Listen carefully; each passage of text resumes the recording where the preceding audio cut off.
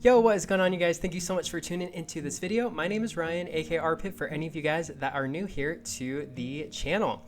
Make sure you guys subscribe and like this video if you guys enjoy watching this video, obviously. But today we're going to be talking about a game that was showcased in the most recent Nintendo Direct Partners Showcase. And I will have to say, this showcase was far better than the other two that we've had so far. I don't know if it was just that my expectations were so low because they've been so bad, I don't know. This was definitely one, though, that really surprised me. And this game while it wasn't talked about in super detail during the showcase, after looking at it briefly in the showcase and then looking at it afterwards, it was a game that really piqued my interest. So, I thought, what the heck, let's check it out. And that game is The Long Dark. Now, some of you may be familiar with this game. This game has actually been around for apparently 6 years. I personally had no idea. You guys might have had an idea about it. But it definitely seems that this game has come a very long way over the years. So today we're going to be getting into all the good, bad, and ugly and greatness of this game in my review of The Long Dark for the Nintendo Switch. The Long Dark is a survival game that is set in an open world environment and played from a first-person perspective. The story episode centers around the relationship between Dr. Astrid Greenwood and a bush pilot named Will Mackenzie, whom she hires to fly her to a remote location in the Canadian wilderness. And after a mysterious geomagnetic disaster, Astrid and Will become separated. Now, while the story mode is available, you have 3 different episodes that are currently available and 2 more that are currently being worked on and will be added at a later date. Now, along with the story mode, you also have various challenges with different objectives that you can accomplish, or you also have the survival mode, where you are thrown into the tundra and off to do whatever the heck you want to do, where your goal is just to survive as long as possible. Now let's get into some of the awesome things about this game. Now, one thing that we benefit from right now is that we already have the first 3 episodes of the story along with an expanded map, at least more than what players had at the launch of this game. I believe only the survival mode was the only mode that was available when this game first launched 6 years ago. So while this game is old, you could say, at least from its initial launch date, it really has come a long way as far as different expansions to the map and stories and challenges and all of that good stuff. So that's a really positive thing. Now, the world feels very vast, which definitely makes the survival game very realistic and gives you a lot of opportunity to discover. Now, at the same time, this could be frustrating at points for certain players. For me, myself, I feel like I spent so much time scavenging and searching that it felt very seldom that I hit the points that were like kind of the good, like the fun points, I guess, which is just like, I don't know, the hunting. One thing I personally did like is the story mode because it definitely gave me, a good purpose as far as just doing different objectives. That's where I also enjoyed doing the different challenges.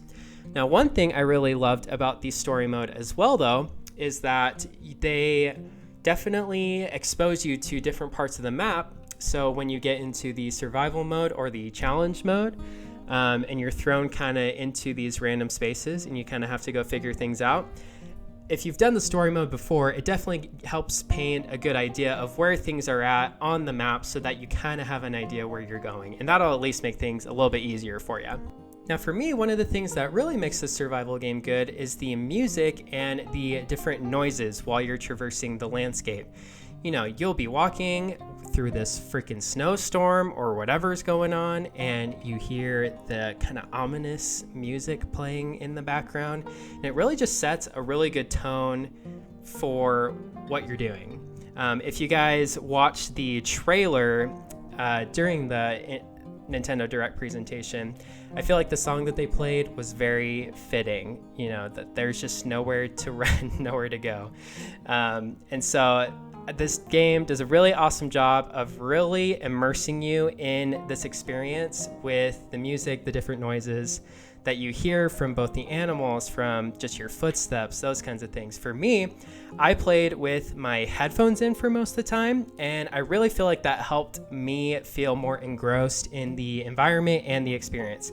And obviously the first person perspective, along with all of that, really ropes it all in together. It really makes you feel like you are the one that's actually trying to survive. And the last thing I'll throw in here is that between the different modes, you have literally hours upon hours upon hours of different gameplay that you can get into. And you can do whatever you want to do, right? So you can go through the story mode, you can just survive, you can do different challenges. It's whatever you want to do.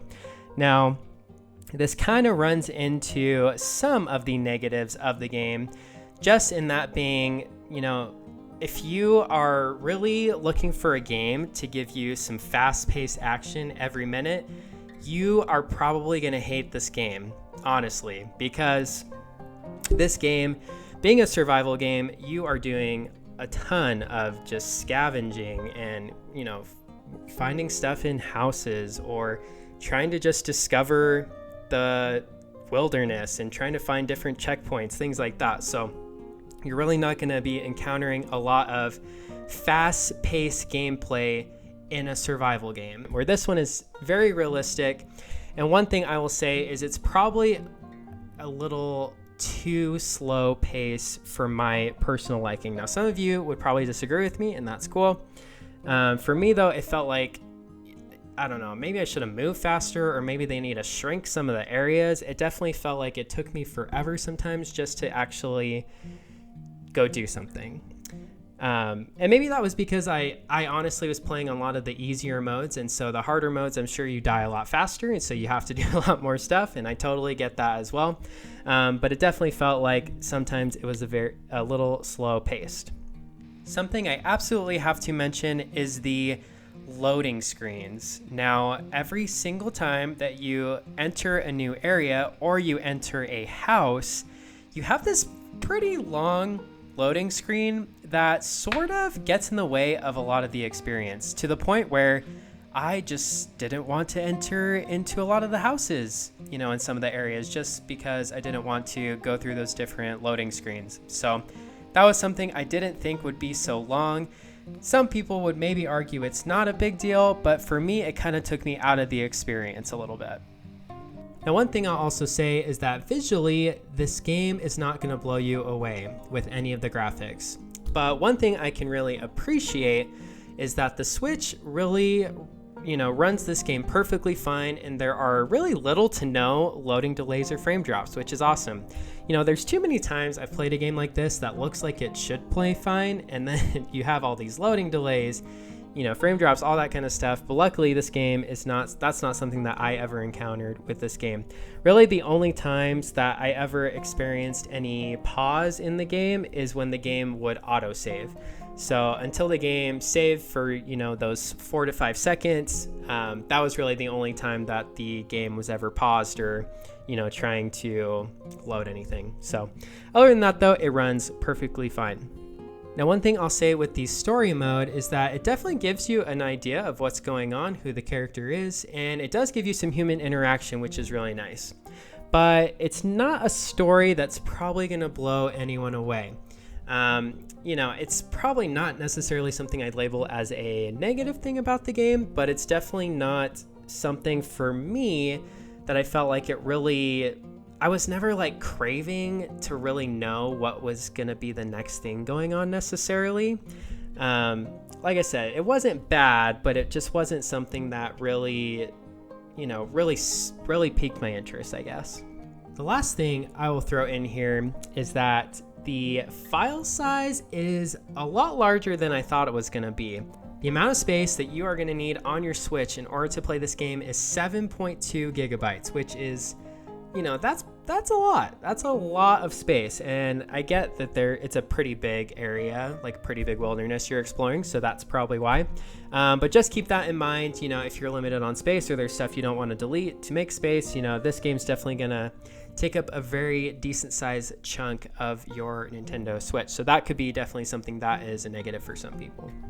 So let's get into the final verdict. Is this a game that you should be picking up for your Nintendo Switch? Well, this is a very, very strong survival game. Probably one of the best survival games on the Switch, if not the best one, in my opinion. Now, overall, while I personally am not a huge fan of survival games, this is a game that I really enjoyed, mostly because it just ran well and it did what it was trying to accomplish. Too many times there are games like this that have performance issues that diminish the experience, but this one doesn't have any of those problems. Now, this game, like I said before, it's not pushing any leaps and bounds when it comes to visuals or anything like that, and the story mode is kind of something left to be desired. And for those reasons, I would give this game a solid 7.5 out of 10. Now, I know there's a lot of people that really, really, really love this game. And so for you guys out there, I can definitely see why you would love this game and appreciate a survival game like this. This is definitely something, if you are a fan of survival games, this is one that you should definitely go out and buy because, this does survival games right. But if you're not a fan of survival games, definitely approach this with some caution and actually look into some gameplay, see if this is actually something that you want to pick up. Now, one thing that I'm kind of on the fence on is the price of the game. It's the full retail price is $34.99, but it is 10% off right now, so $31.99 up until October 1st. And you could argue its price pretty reasonably, especially with how far it's come over the years, adding the different modes and things into the game. But I'll say it again, you probably need to be a fan of this genre in order to really enjoy the experience of this game. If you're looking for a game to keep it fast paced, probably not the game for you. But if you're looking for a really, really good survival game that runs well on the Switch, that definitely gives you a feeling of survival and you are the one trying to survive in this game, that is something that this game does a really, really good job of. So just keep in mind the genre. But if you are a fan of survival games like this is one that definitely shouldn't disappoint. Thank you guys so much for watching this video. If you guys enjoyed the video, make sure and hit that like button and subscribe if you guys are new here to the channel as well. And I will see you guys in the next one. Peace.